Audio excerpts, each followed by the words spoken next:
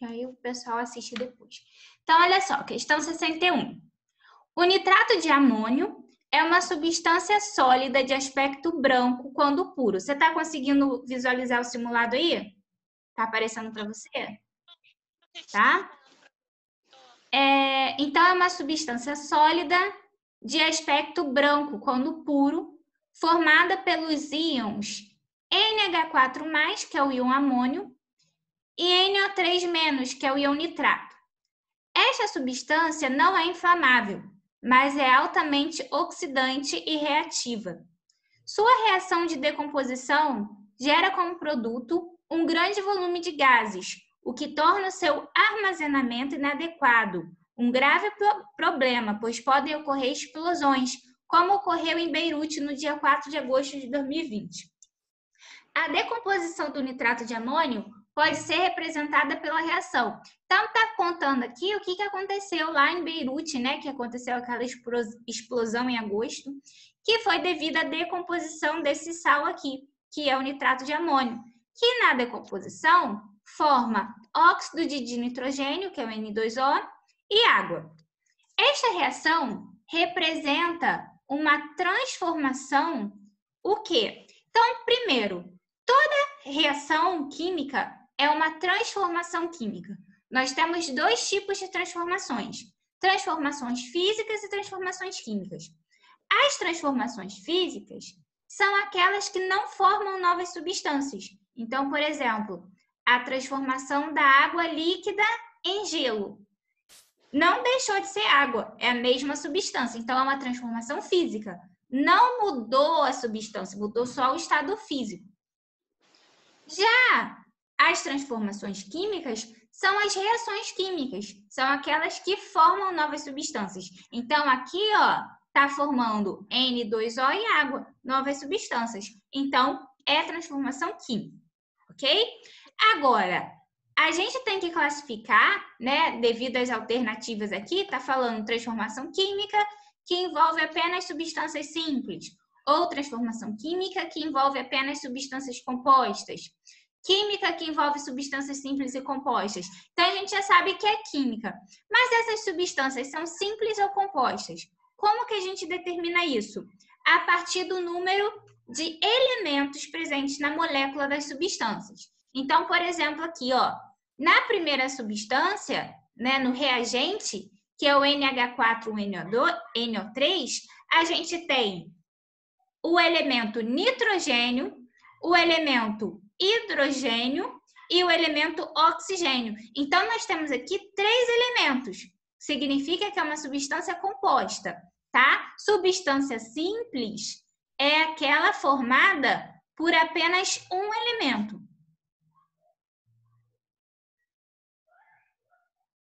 Por exemplo, O2, N2, O3, isso aqui são substâncias simples. Já a substância composta é formada por 2 ou mais elementos, tipo CO2, H2O, tá bom? Então, todas as substâncias aqui nessa reação, no NH4NO3, N2O e H2O, são substâncias compostas, porque são formadas por mais de um elemento químico. Então, a resposta correta aí vai ser a letra B de bola. Deixa eu voltar lá. É a letra B. Ó, nós temos uma transformação química que envolve apenas substâncias compostas. Tranquilo?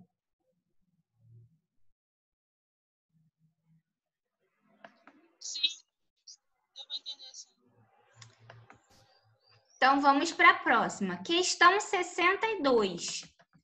A água que abastece 9 milhões de pessoas do Rio de Janeiro recebe uma quantidade de esgoto sem tratamento equivalente a 22 piscinas olímpicas todos os dias, bem perto do ponto de captação da estação.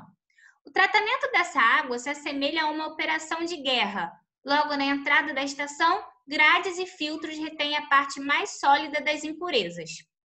A água recebe, então, 11 toneladas de carvão ativado, uma medida recente adotada pela SEDAI para tentar remover substâncias como a geosmina, liberada pelas algas presentes no esgoto. Em seguida, produtos químicos são lançados na água para tornar a sujeira mais espessa. É essa sujeira que vai parar no fundo dos decantadores para ser removida. Depois, filtros de areia retêm o que passa pelos decantadores antes da água receber 16 toneladas de cloro, que elimina bactérias. O próximo passo é corrigir a acidez da água para que não haja corrosão das tubulações. E antes de ser distribuída, a água do Guandu recebe flúor para reduzir a incidência de cárie na população. Para tornar a água do rio Guandu própria para consumo humano, a SEDAI utiliza aproximadamente 250 toneladas de produtos químicos por dia. Em relação ao tratamento da água citada no texto, são feitas as afirmativas. A areia do filtro serve para reter todos os micro-organismos patogênicos. Não. A única substância que é colocada no tratamento da água, que serve para eliminar micro-organismos, como bactérias, por exemplo, é o cloro. Então, a cloração é utilizada para retirada de micro-organismos. A areia do filtro serve para filtrar partículas sólidas, tá? O filtro vai filtrar apenas partículas sólidas.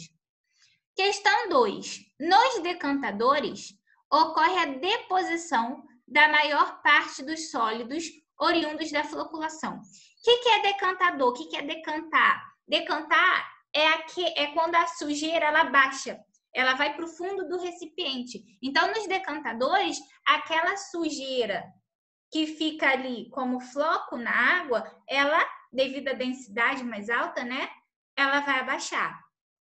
Tá bom? Isso é decantar. Então, a 1 está errada e a 2 está correta. E a 3.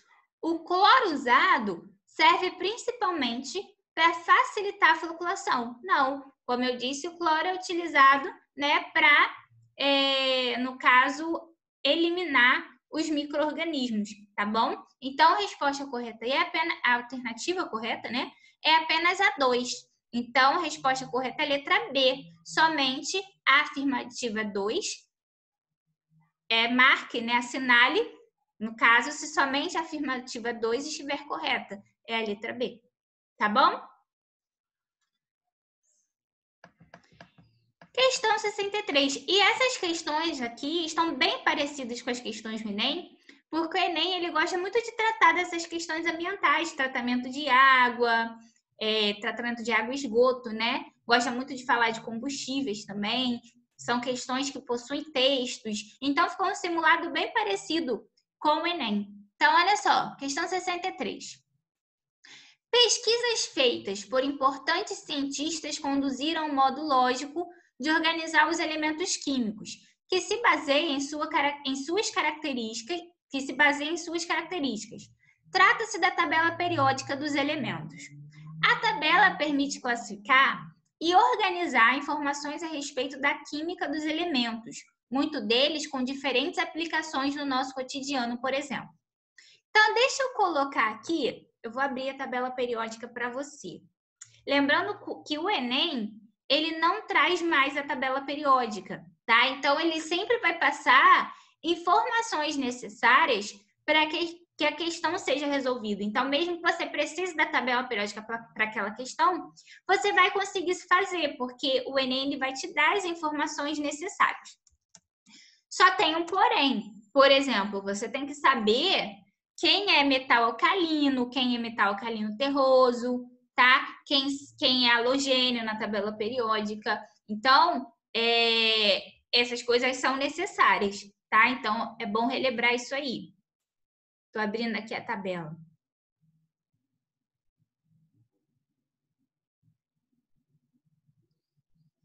Então, continuando aí.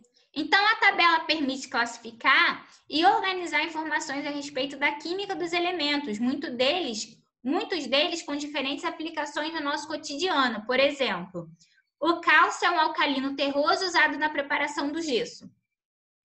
Quem são os metais alcalinos terrosos? Né? Ele nem falou metais, ele botou aí o cálcio é um alcalino terroso utilizado na preparação do gesso. Alcalino terroso, no caso, seria metais alcalinos terrosos, são os elementos que estão na família 2 ou 2A da tabela periódica. Minha internet deu uma travada, né? Tá me ouvindo? Tô. Tá. Então, quando ele fala que é alcalino terroso, ele está fazendo menção aos metais alcalinos terrosos que estão na família 2 ou 2A. E o cálcio é um metal alcalino terroso realmente. O flúor é um halogênio utilizado como aditivo em pasta de dente. Os halogênios são os elementos presentes na família 17 ou 7A da tabela periódica. Só um minuto que travou aqui. Eu não sei se está abrindo a tabela ou se travou mesmo.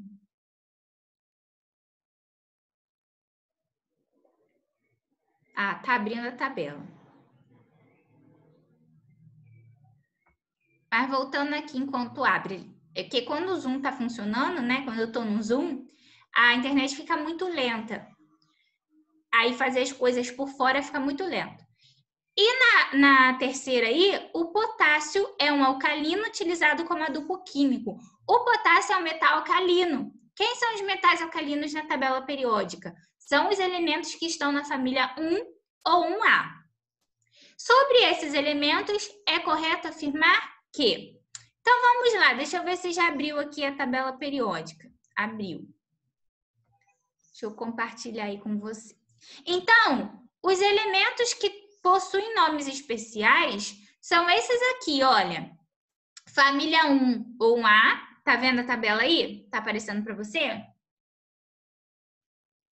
Tá aparecendo. Então, ó, os elementos da família 1 ou 1A, com exceção do hidrogênio, tá? São metais alcalinos. Todos são metais, com exceção do hidrogênio. Os elementos da família 2, que também pode ser chamada de 2A, são os metais alcalinos terrosos. Olha o cálcio aqui, né? A questão está falando do cálcio. E dos metais alcalinos, a questão está falando do potássio. Depois a gente vai lá para a família 16, que também pode ser chamada de 6A, tá? São os calcogênios. Família 17 ou 7A são os halogênios, olha o flúor aqui. E 18 ou 8A são os gases nobres. Essas são as famílias que possuem nomes especiais e, geralmente, essas são as famílias que caem em prova, tá bom? Então, sobre essas famílias, a questão traz as seguintes afirmativas para a gente marcar a correta, tá? Todos são classificados como metais. Todos esses elementos, cálcio, flúor e potássio, que a questão fala aqui, são metais?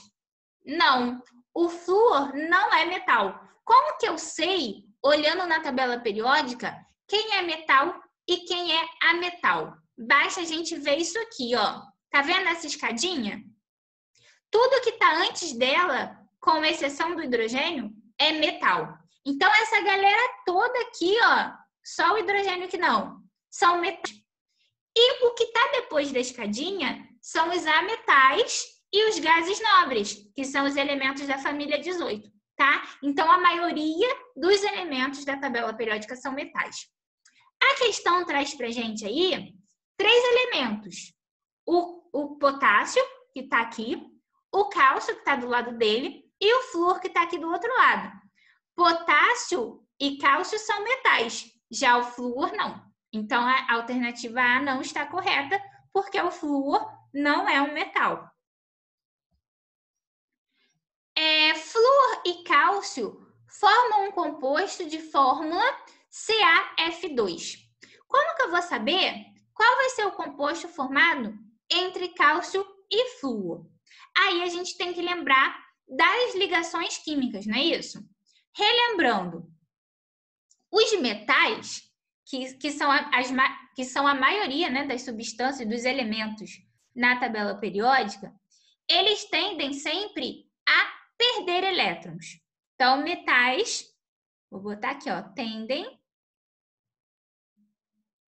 a perder elétrons para adquirir estabilidade. Já os ametais tendem a ganhar elétrons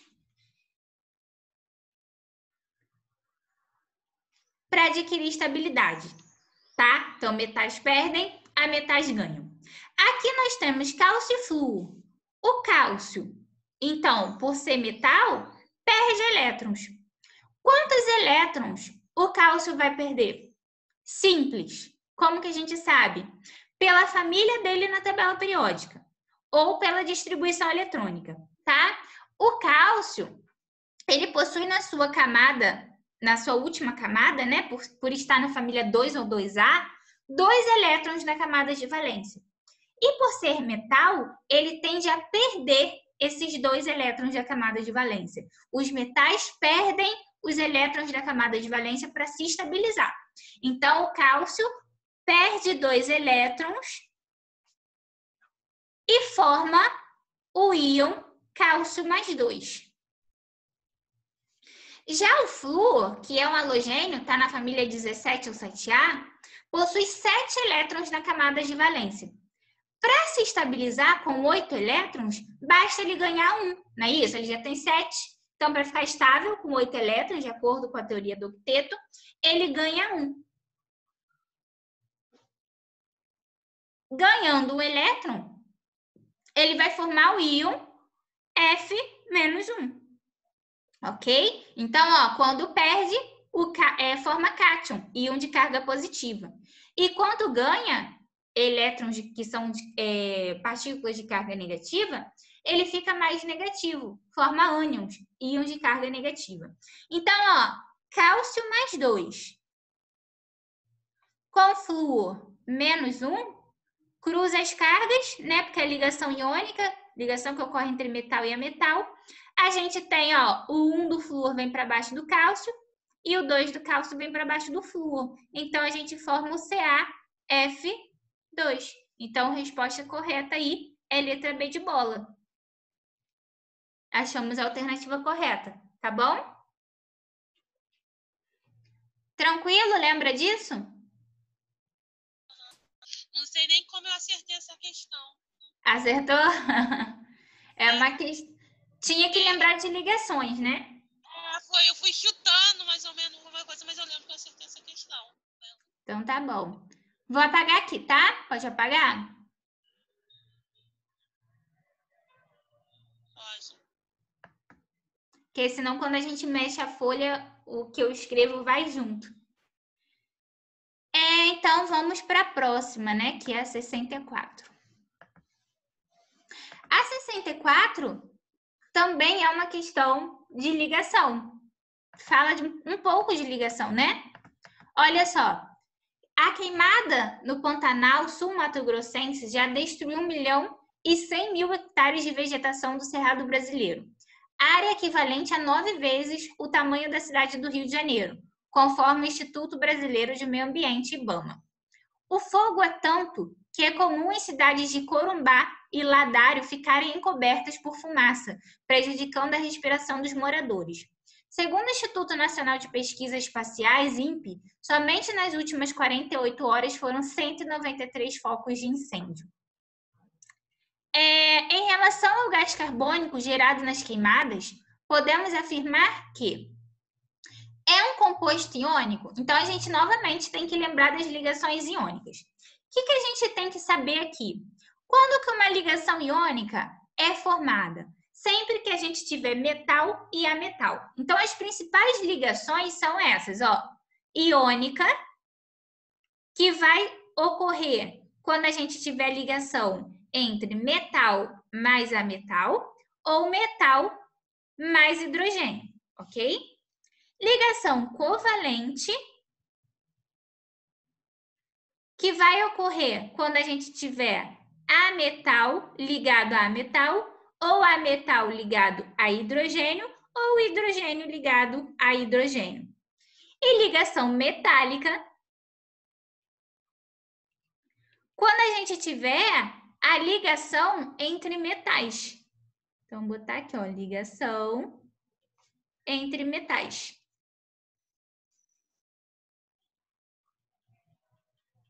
Ok? Então, a gente está olhando aqui para a molécula de gás carbônico, CO2. Olhando na tabela periódica, a gente vê que carbono é ametal E oxigênio também é ametal, ou seja, essa é uma molécula formada por ligação covalente. As moléculas, né, os compostos, melhor dizendo, formados por ligação iônica, são chamados de compostos iônicos.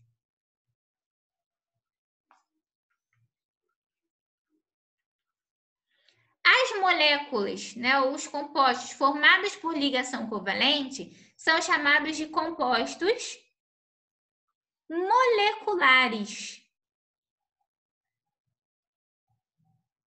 E os compostos formados por ligação metálica são chamados compostos metálicos. Ok? Então, como o CO2 é formado por ligação covalente, ele é chamado de composto molecular. Ok? Então, a resposta correta aí é a letra E, é um composto molecular, tá? Tranquilo, Valéria? Sim, professora. Tudo quando tu tá explicando fica fácil, né? Isso. É que vai relembrando, né? 65. As vitaminas são compostos orgânicos presentes nos alimentos e indispensáveis para o funcionamento normal do nosso organismo. São essenciais para o crescimento e a reparação dos tecidos, vitais para o funcionamento dos órgãos e a produção das reações metabólicas específicas no meio celular. A vitamina C é essencial para a defesa do organismo, ajuda no combate a infecções e auxilia na formação dos tecidos. A vitamina B1 desempenha um importante papel do sistema nervoso, no sistema circulatório, nos músculos e no coração. A vitamina B2 é uma substância determinante para o crescimento, para o sistema respiratório, para o processo oxidativo e para a eliminação de radicais livres no organismo. A vitamina D é sintetizada no organismo através da exposição à luz solar. Ela é essencial para a saúde, pois facilita a absorção do cálcio, que influencia na formação e na firmeza dos ossos e dos dentes. E 5. A vitamina A é importante para a saúde da visão, dos cabelos, do sistema imunológico e da pele, pois auxilia na cicatrização, na textura dos ossos e na formação do colágeno. As vitaminas citadas no texto podem ser representadas pelas fórmulas. Então, aqui nós temos as fórmulas moleculares dessas 5 vitaminas citadas, não é isso? Entre as vitaminas citadas, 1, 2, 3, 4, 5, são solúveis em água. Olha só, quando a gente fala de solubilidade, e é algo que o Enem gosta muito de falar, tá?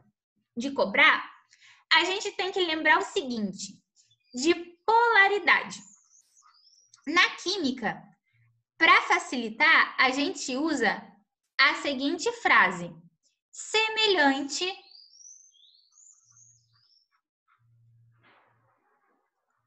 dissolve semelhante.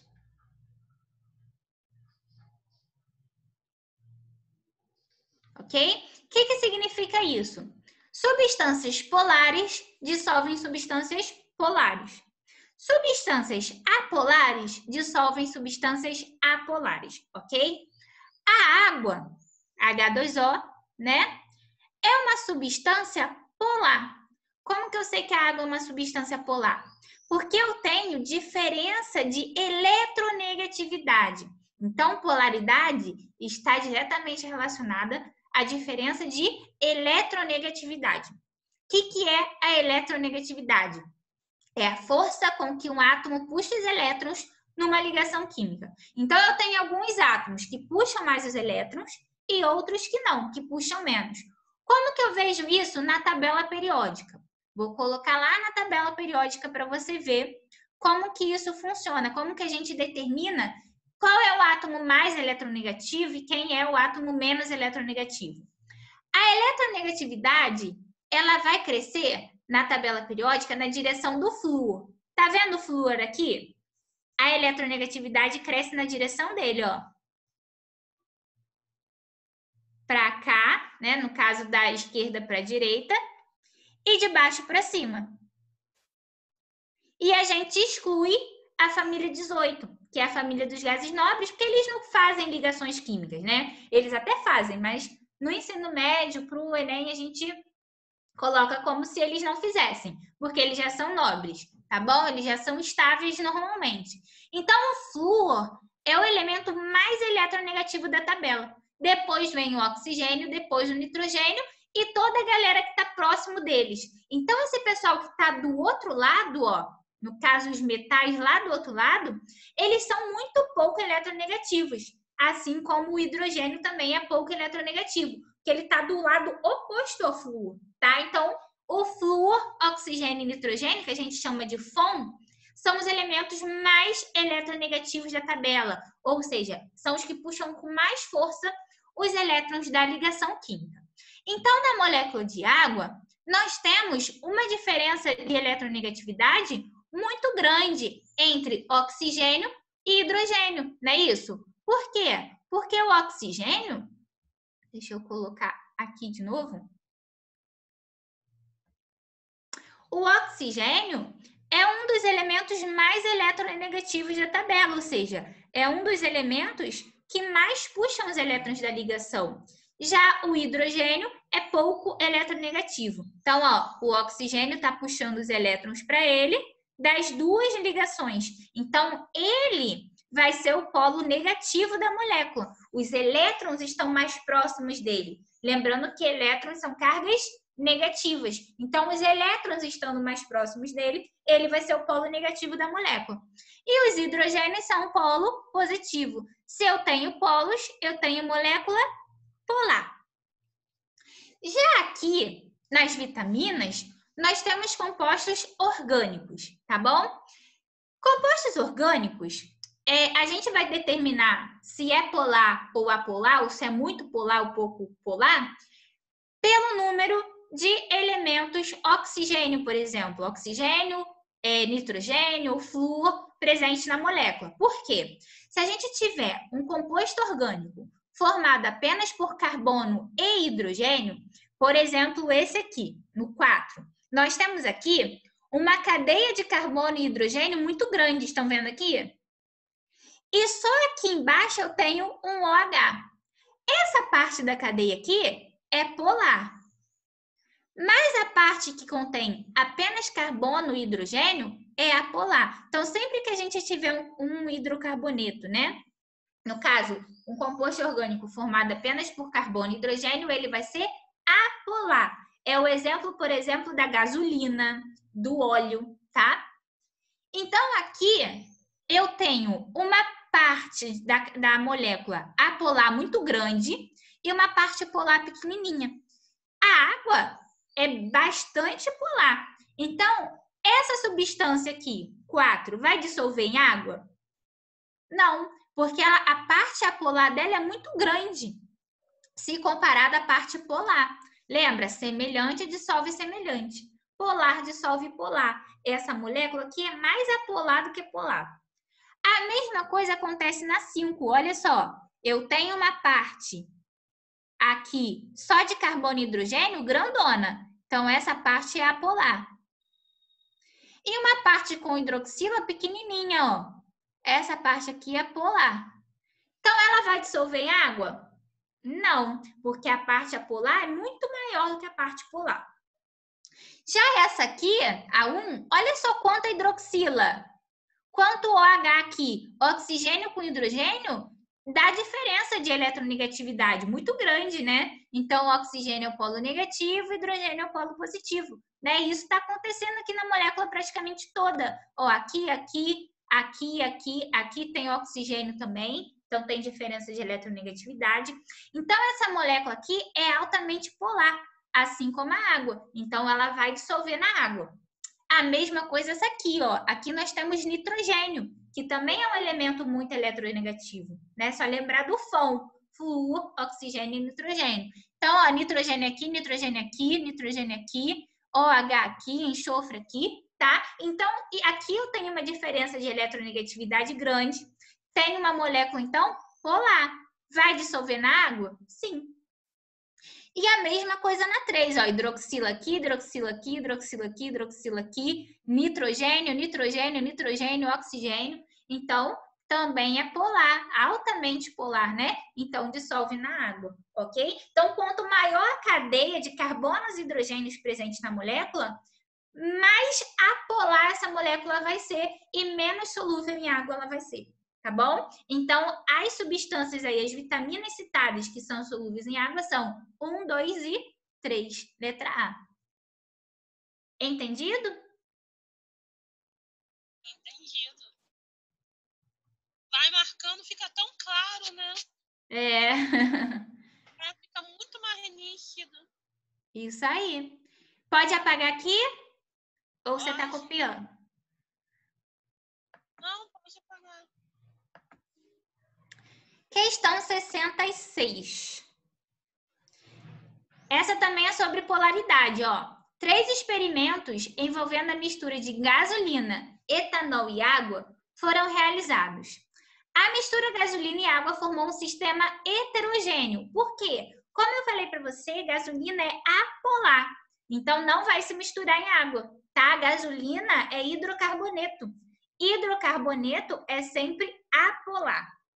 E água e etanol? Água e etanol já se misturam, porque o etanol é essa molécula aqui, ó. Deixa eu te mostrar. CH3, CH2OH. Ele tem uma parte aqui apolar e uma parte polar. Só que essa parte apolar é pequenininha, tá vendo? Só tem 2 carbonos, 2 hidrogênios. Então, ele é bastante solúvel em água, porque ele tem essa parte aqui polar. Já a gasolina, geralmente é octano, tá? Ou seja, é um hidrocarboneto formado por 8 carbonos. Não vou colocar todo aqui, mas seria 8 carbonos, tá bom? Então, só hidrocarboneto, no caso só tem um carbono e hidrogênio. Então, é apolar. Hidrocarboneto é sempre apolar, então não se misturam com água. Água é polar, gasolina é apolar, por isso não se misturam, e o etanol é polar, por isso se mistura com a água. Após esses experimentos, podemos afirmar em relação à polaridade dessas substâncias que gasolina e etanol são polares. Não, gasolina é apolar, por isso não se mistura em água. Água e etanol são apolares. Não, são polares, né?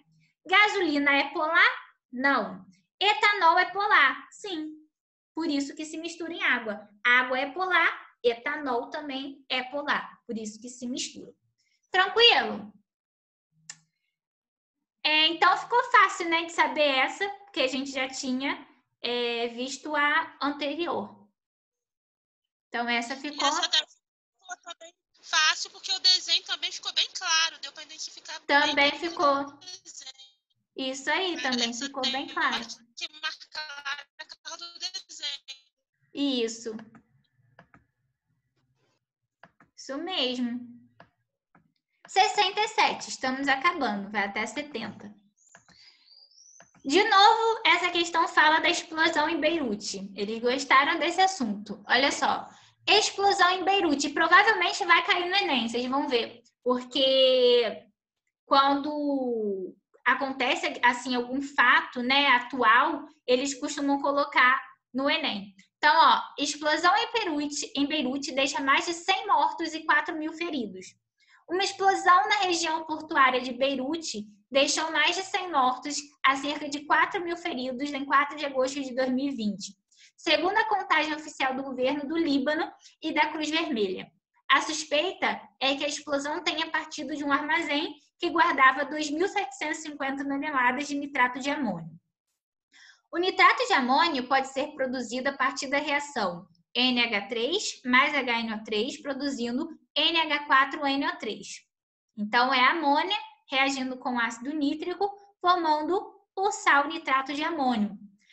Armazenado em grandes quantidades, ele se aquece, podendo pegar fogo. A 170 graus, começa a se decompor, liberando N2O, o gás hilariante. As substâncias citadas no texto, HNO3, NH4, NO3 e N2O, podem ser classificadas respectivamente como?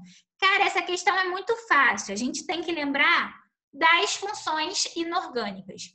Nós estudamos 4 funções inorgânicas, que foram ácidos, bases, sais e óxidos. Como que a gente diferencia cada uma? Os ácidos possuem hidrogênio como primeiro elemento sempre. Então, por exemplo, HCl, HBr, HNO3, H2CO3, H2SO4, isso tudo é ácido. Então, percebam que o hidrogênio sempre aparece na frente da molécula aqui. Já as bases são compostos que apresentam hidroxila, OH. Então, por exemplo, NaOH, CaOH2, AlOH3. Tá vendo? Sempre que for base, vai aparecer o OH aqui no final. E os óxidos? Os óxidos são compostos binários, ou seja, formados por 2 elementos apenas, e que o último é sempre o oxigênio. Então, por exemplo, água, NO2, CO2, Al2O3. Isso tudo aqui são óxidos. São formados por 2 elementos e o último tem que ser sempre oxigênio. E os sais? Sal é o que sobra. Não tem hidrogênio na frente, não tem hidroxila no final e não tem 2 elementos com oxigênio no final. Sal, então, por exemplo, NaCl, ele não tem nenhuma das outras características das outras substâncias. NaCl, CaSO4, KNO3, isso aqui são sais, tá bom? Então, nesse caso aqui, a gente tem HNO3, olha o hidrogênio na frente. Isso caracteriza quem? O ácido. Temos NH4NO3 e N2O. N2O também é fácil ver quem é. Ó, 2 elementos e oxigênio no final. Então, é um óxido. E o NH4NO3? Não tem hidrogênio na frente, não tem hidroxila, não é composto binário com oxigênio no final, porque aqui nós temos um total aí de 4 elementos, ó, NH4NO3. Então, não é óxido. Então, só sobrou para ser o quê? Sal. Então, nós temos aí ácido, sal e óxido. Resposta correta é a letra A. Tranquilo? Ah, professora, corrigindo é sempre tranquilo, né? Então, tá bom. Questão 68. Pode apagar aqui? Pode apagar. Em suas pinturas, Rafael, Rembrandt, Pietro de Cortona e Van Gogh devem ter usado tintas, nem sei se eu li direito, devem ter usado tintas contendo pigmentos vermelhos extraídos, deixa eu botar aqui para cima, da casca do pau-brasil. Por essa razão, busca-se identificar a presença desses pigmentos nos quadros para determinar a autenticidade. Minha internet está travando. Para determinar a autenticidade das obras. Pesquisadores da National Gallery, nem sei ler isso, podem ter resolvido o problema ao identificar um componente do corante que resiste à luz, a urolitina C. Esse composto químico foi extraído da tintura de pau-brasil, seguindo uma receita histórica. As lascas de madeira são fervidas em água e o líquido, depois de filtrado, recebe uma mistura de sulfato de alumínio e carbonato de sódio até que seu pH se torne neutro. Pigmentos obtidos do pau-brasil foram usados até o século XIX, quando passaram a ser substituídos por corantes sintéticos. A substância utilizada para corrigir o pH do líquido extraído das lascas de pau-brasil são classificadas como? Então, as substâncias são essas aqui, ó. sulfato de alumínio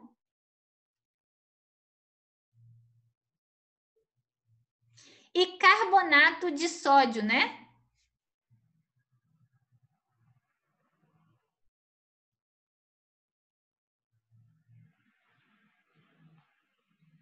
Aqui.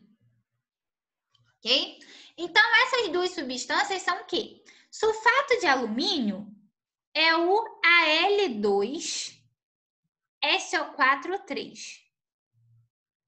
E o carbonato de sódio é o Na2CO3. Percebam que ácido não é, porque não tem o hidrogênio na frente. E também não são bases, porque não tem o H no final. Óxidos também não podem ser, porque não são compostos binários, né? Então, sobrou para ser o quê? Sais. Outra forma de reconhecer também é pela nomenclatura. Ah, professora, eu precisaria saber escrever a molécula? Não. Por que não precisaria saber? Porque pelo nome a gente já consegue identificar. Porque quando é ácido, tem o nome ácido no início. Então, ó, ácido nítrico, ácido sulfúrico, ácido clorídrico, tá? Então, não tem ácido na frente. Então, não é ácido. Bases, sempre vai ter o hidróxido na frente. Então, por exemplo, hidróxido de sódio, hidróxido de potássio, hidróxido de cálcio. O hidróxido na frente diz para mim que é uma base. Então, base não é. E os óxidos? O óxido vai ter o óxido também. Então, olha só, dióxido de enxofre, dióxido de carbono, trióxido de enxofre, monóxido de carbono, dióxido de nitrogênio. Sempre que apareceu o óxido, é porque é um óxido. Aqui não apareceu nenhum dos três. Então, quer dizer que é um sal, né? Então, resposta correta aí, letra E, sais.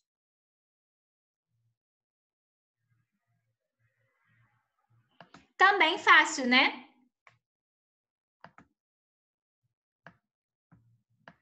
Então, letra E, sais. E 69. Covid-19, hidroxicloroquina é ineficaz, diz estudo brasileiro sobre o medicamento. A utilização da hidroxicloroquina em pessoas em estágio inicial ou leves com Covid-19 não tem a eficácia desejada para promover a evolução do quadro clínico. O estudo que apontou a ineficácia do medicamento foi realizado em conjunto entre os hospitais Albert Einstein, HCOR, Sírio-Libanês, Moinhos de Vento, Oswaldo Cruz e Beneficência Portuguesa, pelo Brazilian Clinical Research Institute e pela Rede Brasileira de Pesquisa em Terapia Intensiva, BICNET. Participaram do estudo 665 pessoas.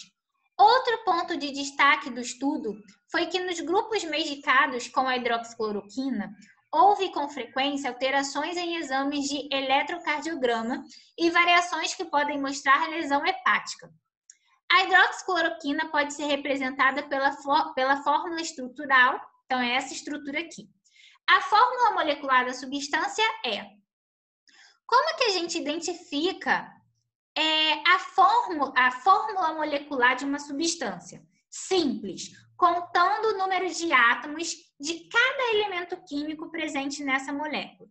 Então, olha só, nós temos aqui um total de 3 nitrogênios. Ó, vou circular os nitrogênios. Temos 3 nitrogênios. Então, ó, 3 nitrogênios. E oxigênio? Oxigênio, nós temos um só. Tá vendo aqui? Então, um oxigênio. Cloro, nós temos também um só. Então, um cloro. Agora, a gente vai contar o número de carbonos. Como que a gente sabe o número de carbonos aqui? Aí você deve pensar, ué, mas não tô vendo carbono. Carbono é o C, né? Não tô vendo carbono. Mas aqui nós temos uma estrutura chamada estrutura de bastão, tá? Ou fórmula de traços.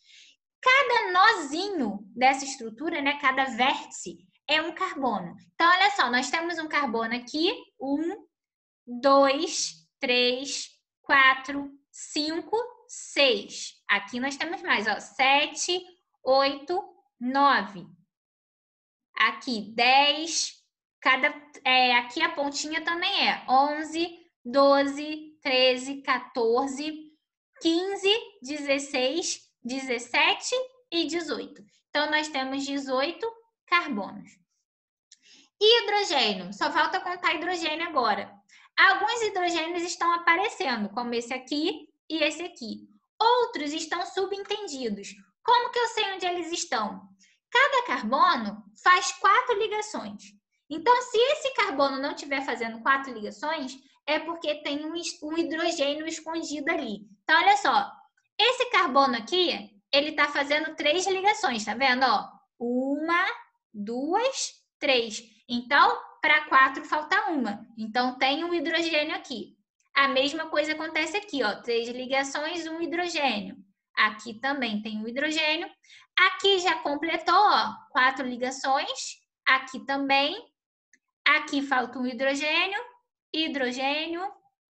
Aqui está fazendo uma ligação só, então tem 3 hidrogênios. Aqui são 2. Aqui, ó, também está fazendo 2, então faltam 2 hidrogênios. Mesma coisa aqui. Aqui. Aqui na pontinha são 3, né? Porque está fazendo uma ligação só. Então, faltam 3 para completar 4. Aqui 2. E aqui 2. Acho que eu completei tudo. Acho que sim. Então, vamos contar o número de hidrogênios. Ó, começando por esse aqui de baixo. 1, 2, 3, 4, 5, 6, 7, 8, 9, 10, 11, 12, 13, 14, 15, 16, 17, 18, 19, 20, 21, 22, 23, 24, 25. Falta 1 em algum lugar.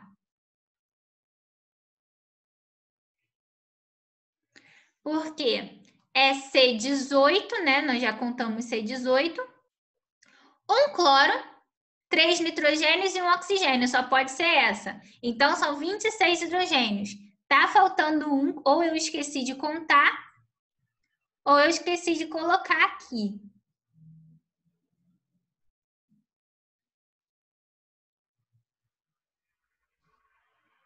Mas tá tão rabiscado, depois a gente tem que ver.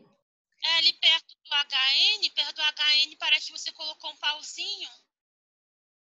Onde está um HN, ali subindo para cima, parece que você colocou um pauzinho. Aqui? Para cima, aí subindo, aí sobe para cima. Você parece... Esse pauzinho aí é o quê? Ah, não, aqui tá errado, porque são 3 hidrogênios. São só 3, tá certo aqui. Sim.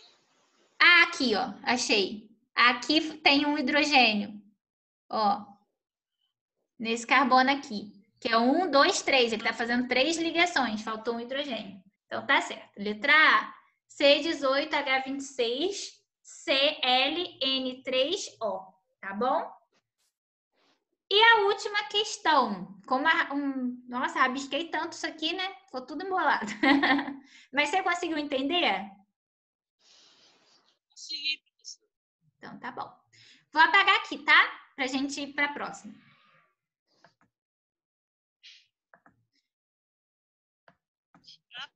E pra terminar... Oi? Eu tinha me perdido nos hidrogênios. Tem que contar quantas ligações o carbono está fazendo e completar com o hidrogênio. Eu me perdi nisso daí, nesse hidrogênio. O nerolidol é uma substância de ocorrência natural que apresenta atividade antineoplástica e antimicrobiana. É encontrado nos óleos essenciais de algumas plantas da caatinga. A estrutura do nerolidol, por ser representada, pode ser representada como? Então, nós temos aí essa representação. O grupo funcional presente na estrutural do nerolidol caracteriza a função orgânica. Então, aqui a gente tem que lembrar dos grupos funcionais, né? Sempre que a gente tiver OH ligado a um carbono saturado, o que é um carbono saturado? que faz apenas ligações simples, né? Ó, esse OH está ligado a esse carbono. Esse carbono só faz ligações simples. Então, aqui a gente tem um álcool. Então, a resposta aí dessa questão é letra E, não é isso? Deixa eu... É, letra E, ó, álcool. Aí as outras funções a gente teria que ter um tempo maior para relembrar, porque são muitas, tá? Mas aí você já sabe que sempre que aparecer hidroxila, que é o OH, ligado a carbono saturado, é um álcool, tá? Aí a gente pode fazer uma live depois para relembrar essas funções orgânicas. Tranquilo? Eu vou terminar nossa aula porque 10 horas começou a aula de português. Aí eu não sei se você vai entrar, tá? O professor de português, o Stefânio, vai corrigir o simulado dele também. Tá bom, Valéria? Tá bom. Valéria, obrigada pela sua presença. Um grande abraço, tá? Bons estudos e qualquer coisa que você precisar, a gente está à disposição para te ajudar, tá bom? Tá bom. Obrigada. Tchau, tchau. Bom fim de semana. Um abraço. Você também, igualmente.